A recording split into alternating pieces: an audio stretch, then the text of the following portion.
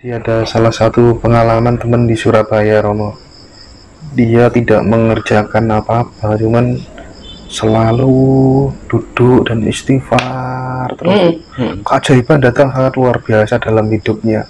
Amalannya cuman istighfar aja, Romo. Iya, betul. Jadi merasa bersalah itu sangat penting ya, Romo. Iya, jadi itu memang astagfirullahaladzim. Terus ini juga sering disampaikan dengan para kiai-kiai sepuh.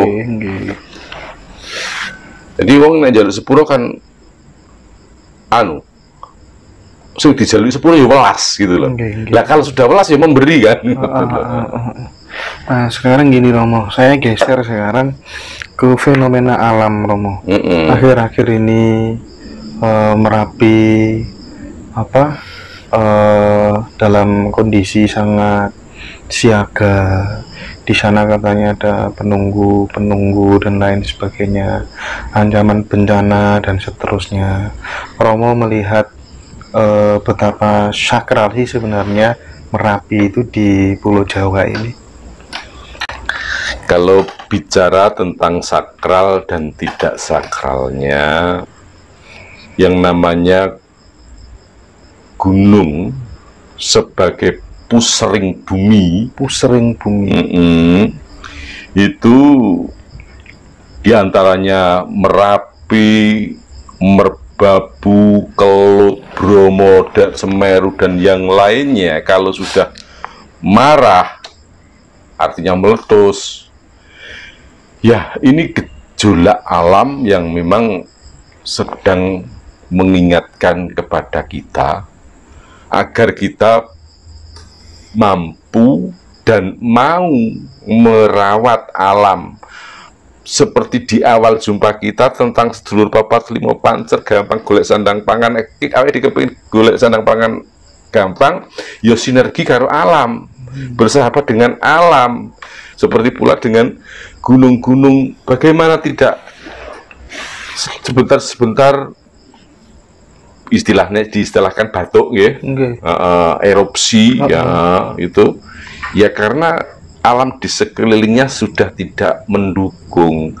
Air yang harusnya mengalir sesuai dengan debitnya dipaksakan untuk keluar berbarel-barel setiap harinya, berliter-liter setiap harinya.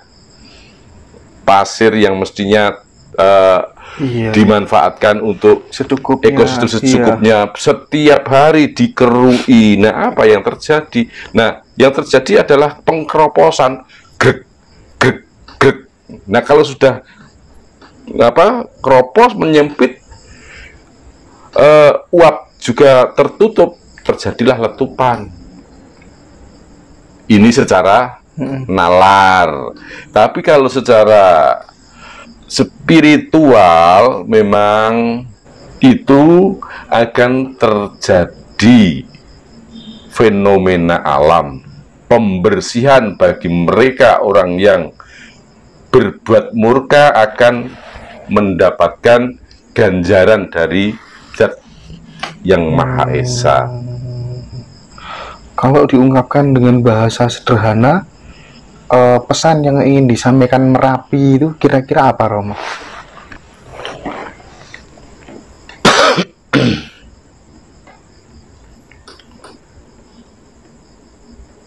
Tatanen budimu, antengno pikirmu, satemah katentreman tinemu. Artinya, bila manusia ini mau menerima keadaan dan tidak terlalu ngongso, maka fa insyaallah ketentraman akan didapat. Begitu pula pesan-pesan dari yang disampaikan oleh para bini sepuh yang kemarin juga pada bulan Suro, itu kan ada yang sowan ke Merapi sana. Itu hal ini akan terjadi untuk membersihkan diri Jadi waktunya wong Jawa ngetokke jati dirine. Jawa bukan berarti suku Jawa kula panjenengan. Pripun? Jawa itu artinya jiwa. Jiwa yang bersih. Jiwa yang murni. Tidak terkontaminasi dengan hal-hal yang sekiranya akan menyesatkan. Oh, bukan kok terus yang laku Jawa aja. Nah, bukan. Ya. Kembali kepada jiwa kita masing-masing, terlepas dari apapun keyakinan dan agamamu, begitu ya Romo ya? Betul sekali. Jadi apapun yang kamu yakini, ya itulah agamamu. Dan kamu tidak berhak mengusik kepercayaanku. Karena kita memang lahir dari rahim yang berbeda, kita terdidik dari guru yang berbeda, kita mempunyai nasab yang tidak sama. Bagaimana mungkin pikiran saya bisa seperti panjenengan? Nggih. Kalaupun panjenengan ikut saya, tak peksa, berarti sama negara berontak ning hatimu dhewe, ngoten lho. Iya. Tapi itu kira-kira mara bahaya bencana itu bisa diminimalisir dengan cara apa, Romo? Supaya efeknya tidak terlalu besar begitu? Insya Allah dengan berserah diri memohon ampunan kepada Sang Pencipta. Nggih. Karena tiada kuasa yang melebihi kuasanya. Jika yang Khalik, yang tunggal ini sudah bersabda mandek, ya mandek.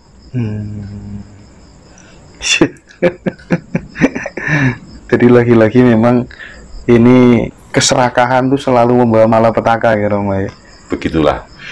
Dalam baik untuk Bapak, untuk diri kita sendiri, bisa jadi untuk orang lain. Nah, kemerungsung, serakah itu terkadang tidak hanya terjadi di teman-teman yang masih muda, Romo. Sudah sepuh pun juga masih banyak yang seperti itu. Caranya ngontrol bagaimana, Romo, biar nggak begitu? Cara mengontrol ya seperti kembali ke sedulur papat limo pancer. Jadi ada merah, kuning, Putih, hitam. putih, serta hitam. Oh, ya hitam ya. Yang keempatnya ini seharusnya bersinergi, mengumpul menjadi satu. Oke. Nah, ketika yang satu muncul, maka akan rusaklah apa yang kita inginkan. Misalnya putih tok yoga, gak dadi. Abang tok amarah tok yoga dadi. Oke. Kuning tok nafsu sengsem tok yoga dadi. Lantas bagaimana?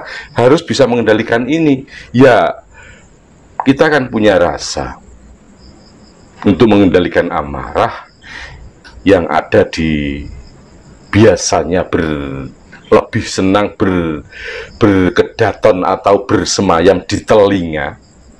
Amarah itu biasanya senangnya soboning kuping.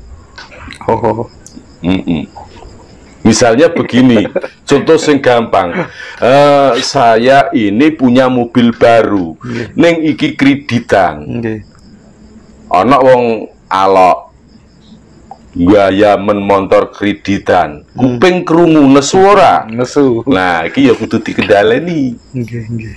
Kepenak to. Sengsem kok ana bocah kae kok banget.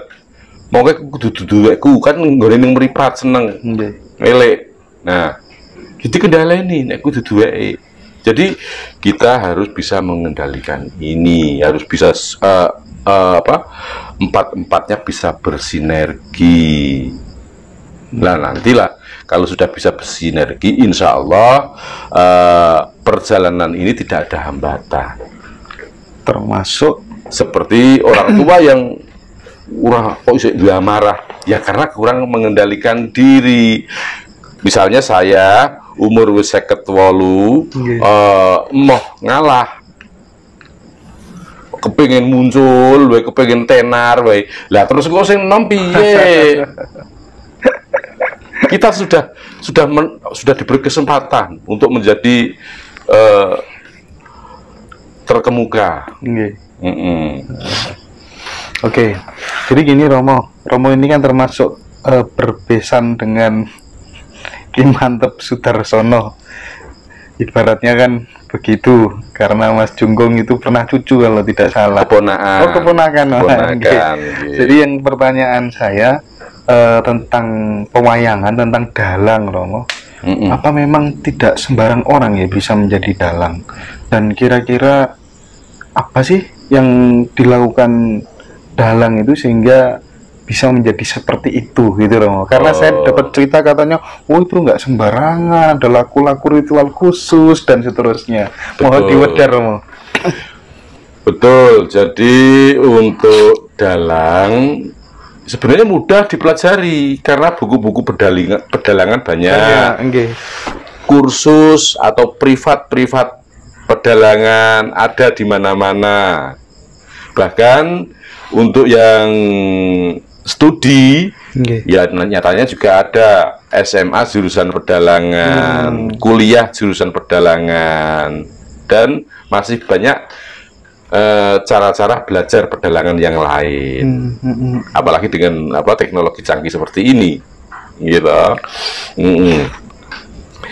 Mengenai dadine lah ini, mengenai dadine. Kalau dalang mau laris itu gampang sebenarnya. Loh, iya, dalang kalau mau laris asal krungu ana wong duwe gawe, parani aku tak pentas. Panjakku ngono-ngono, aku ngono-ngono rasa bayari. Laris. Kae lu anu. Nah nek lak yo remuk, nek laris tok. Dalang ki kudu golek payu. Lah untuk menjadi payu itu untuk menjadi payu itu ya kudu golek wahyu. Ngoten. Ya dengan laku-laku ritual.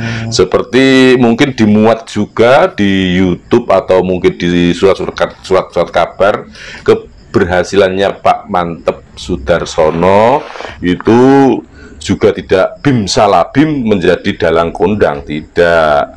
Di masa mudanya beliau juga sering ngenger dalang kondang sana kemari, terus setelah itu sampai berjalan ke Banyuwangi, masuk ke Alas Purwo, nyuwun pangestu para leluhur, dan ini dilakukan dan ini diniati.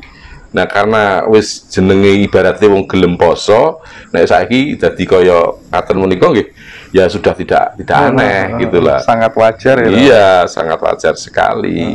Lah kalau dalang nun sewu, sekarang dalang itu ratusan, Mas. Ratusan. Nom pinter-pinter. Iya.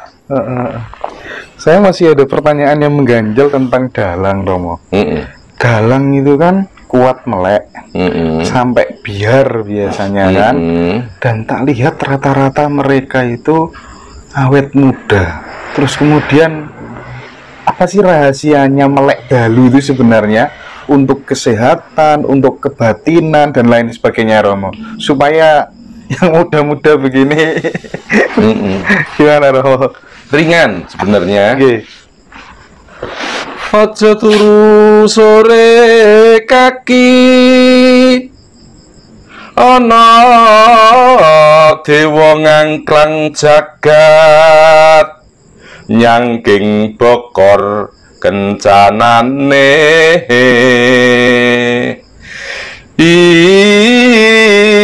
isine donga tetulak sandang kalawan pangan ini dan seterusnya. Itu kalau diartikan ojo turu sore kaki marang siro cah nom betau melek ono dewa ngangklang jagat, bukan dewa pewayangan Narodo Yomodipati dan lainnya, itu tidak. Malaikat yang menjadi utusan Sang Khalik sedang membagikan rahmat Allah kepada setiap umatnya. Ya, rahmat ini terjadi bermacam-macam. Ada yang bentuk kesehatan, rezeki, kepangkatan, dan lain-lain. Nah, wong melek sabar narimo. Artinya ojo ming melek tok, melek yo ngaruh ndedonga. Sabar lan nampa-nampa apa anane. Yo iku bagianipun. Lah nek wis oleh bagian yo misalnya cadonge rezeki iki semene ya kita syukuri. Oleh akeh alhamdulillah, oleh sithik ya berkah. Tentang dalang tadi, baik dalang maupun seniman yang lain kok awet muda. Karena seniman itu nerimo ing pandum, Mas. Nerimo ing pandum. Meskipun kalau toh ada seniman yang sudah setara dengan artis dibayari larang, itu mereka tidak minta kok. Karena sudah selayaknya dia mendapatkan penghargaan seperti itu. Tapi kalau untuk lagu spiritual sendiri, kira-kira untuk menunjang supaya cepat sampai itu lewat puasa atau lewat melek dalu, Romo? Disesuaikan dengan kondisi badannya. Oh gitu ya. Jadi misalnya melek dalu, nah terus juga disertai puasa dengan doa, gitu. Iya. Jadi lagi-lagi tidak bisa digebiah uyah terus punya murid kamu kudu puasa segini. Tidak semua orang itu mempunyai fisik yang sama, tidak setiap orang itu bisa hening yang sama. Itu.